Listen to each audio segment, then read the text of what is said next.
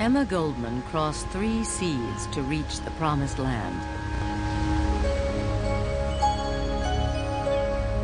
In 1885, the feisty 16-year-old Russian girl had just escaped an arranged marriage by threatening to drown herself in the Neva River. America, she hoped, would be her salvation. A land of hope, a land of opportunity, a land of infinite possibility. When you come into this country, all things are possible for you. All things are possible.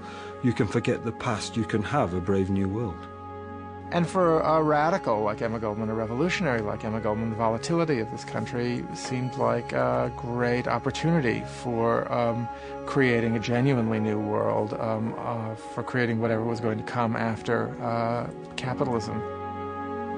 And I think that she entered this world, as did many of sort of politicized people, political radicals, coming here feeling that this was the place where the revolution could be born. It was the 15th of August, the day of my arrival in New York City. All that had happened in my life until that time was now left behind me, cast off like a worn-out garment. I was 20 years old. My entire possessions consisted of $5 and a sewing machine. I had no friends, but I carried the address of Die Freiheit, an anarchist newspaper.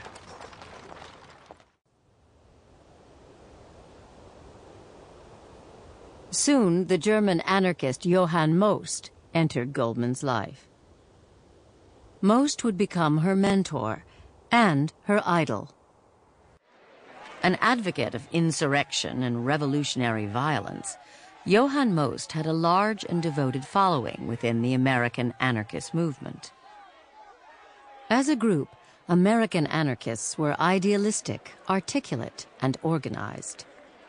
Though few in number, they had surprising influence.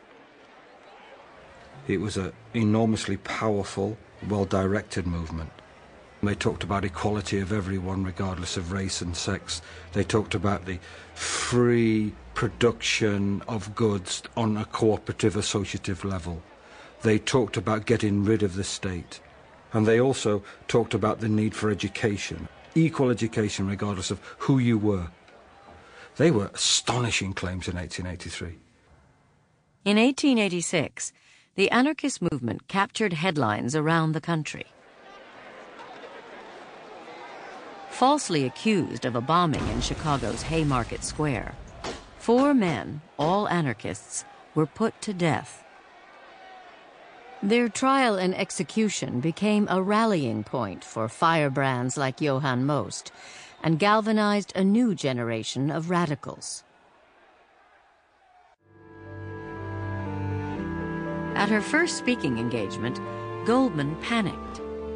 Unable to remember her topic, the campaign for the 8-hour day, she spoke instead of her great ideal, anarchism. I could sway people with words, words that welled up from within me, from some unfamiliar depth. To Goldman, anarchism combined an optimistic faith in human nature with an intense distrust of authority. She defined anarchism as a new social order based on liberty and unrestricted by man-made law. In this anarchist world, government would be replaced by a spirit of free cooperation, from each according to his ability, to each according to his needs. That, I think, we have to accept was Goldman's bedrock belief when she moves into anarchism. That's the tradition that she's drawing on. So you've got this ideal, which is the most extreme of all. You can't vote in anarchism. You know, you can't get coalitions with various other groups to get anarchism. Anarchism is the most extreme of all. Just 24, Goldman was already recognized as a professional agitator. Her talk of insurrection, of doing without government, of encouraging the unemployed to take matters into their own hands, of thousands of workers going door to door demanding food, was terrifying to authorities. She was arrested and charged with inciting to riot. Anarchism is an immensely exciting, poetic, intoxicating, fantastical idea, and so of course she scared the shit out of people. I mean, you know, and she intended to. In May 1901, Goldman gave a lecture entitled "The Modern Phase of Anarchy," an incendiary talk on political assassination and the glory of martyrdom. Leon Czolgosz, a young would-be anarchist, sat in the audience listening attentively. 4 months later, at the Pan American Exposition in Buffalo, New York, Czolgosz worked his way through the crowd and shot President William McKinley twice in the chest at point-blank range. Czolgosz told the authorities that Emma Goldman had set him on fire when he went to hear her speak. And this immediately led to a condemnation of Goldman throughout the country. She was actually in danger of her life, and it led to the arrest of any anarchist or any perceived radical the police could get their hands on. Goldman was arrested and interrogated.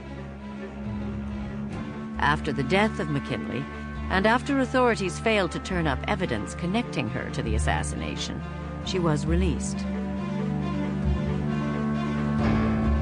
To the horror of a grief-stricken public, she threw herself into an impassioned defense of Leon Czolgosz. As an anarchist, I am opposed to violence. But if people want to do away with assassins, they must first do away with the conditions which produce murderers. In a speech to Congress, the new president, Theodore Roosevelt, declared, "The anarchist is the enemy of humanity, the enemy of all mankind." Goldman was vilified. Many labor unions distanced themselves from the anarchists to safeguard the modest successes they'd won over the years.